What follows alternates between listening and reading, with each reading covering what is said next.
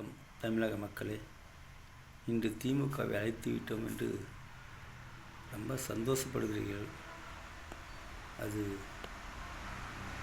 உங்களுக்கு இப்போது வேணால் நியாயமாக தெரியலாம். நான் அதை தவறாக சொல்லவில்லை. ஒரு காலத்தில் நான் சாதாரண ஒரு கிராமத்தில் பிறந்தவன்.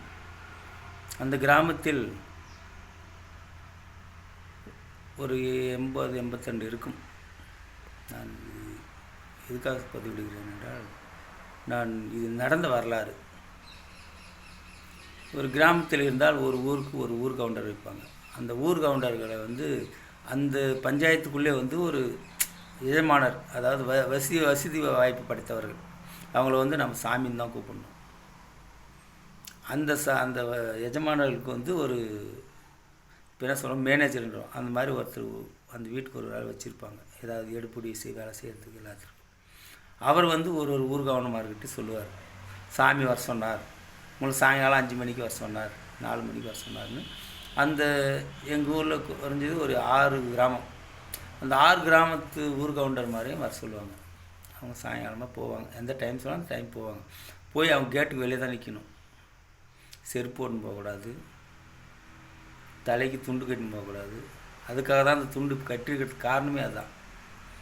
கட்டிட்டு போகக்கூடாது. போயிட்டு நம்ம அந்த கேட்டுக்கு வெளியே தான் நிற்கணும். அந்த எடுபிடிக்கிறார்ல, அவர் பார்த்துட்டு போய் இந்த மாதிரி சாமி ஊர் கவர்னர் வந்திருக்காங்க, சரி இருக்கு சொல்லுன்னு சொல்லிட்டு அவருக்கு மட்டும்தான் ஒரு சேர் போடுவாங்க. அந்த எடுபிடி அவங்களுக்கு ஒரு சேர் போட்டுக்குவாங்க. மீதியெல்லாம் கை கட்டி தான் நிற்கணும்.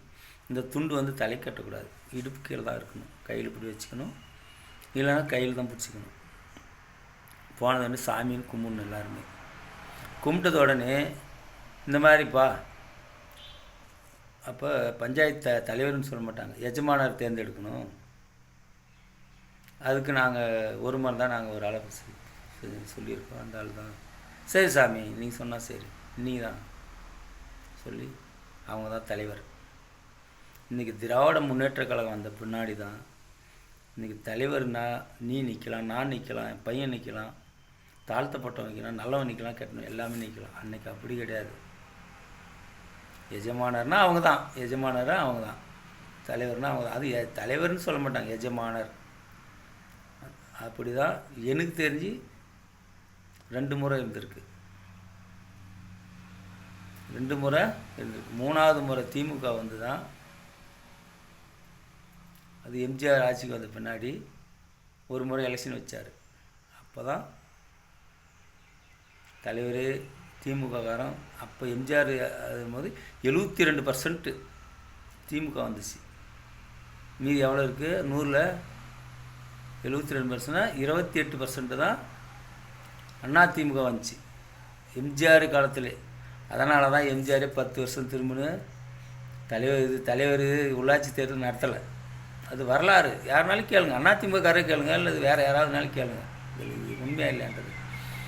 அந்த மாதிரி திமுக வந்த பின்னால் தான் சுப்பன் நிற்கலாம், சுப்பிரமணியம் நிற்கலாம், ராமசாமி நிற்கலாம், எல்லாமே நிற்கலாம். ஆனால் அதுக்கு முன்னே இந்த துண்டு தலை கட்டக்கூடாது. அந்த மாதிரி இந்த வரலாறு படித்தது. திமுகவை அழித்து விட்டேன்றீர்கள். என்ன மாதிரி ஒரு கடைக்கோடி தொண்டன் இருக்கும் வரைக்கும் திமுக அழியாது. திமுக ஒரு வரலாறு. அது வரலாறை புரட்டி பார்த்தால் உங்களுக்கே புரியும். அதனால் நீங்கள் திமுகவை அழித்து விடுவேன் என்றது இதோடு விட்டுவிடுங்கள். திமுகவுக்கு நீ வாக்களிக்கவில்லை என்றது வருத்தம் கிடையாது. ஆனால் அழித்து விடுவோம் என்றது தவறான கருத்து என்பதை நான் பதிவிடுகிறேன். நன்றி, வணக்கம்.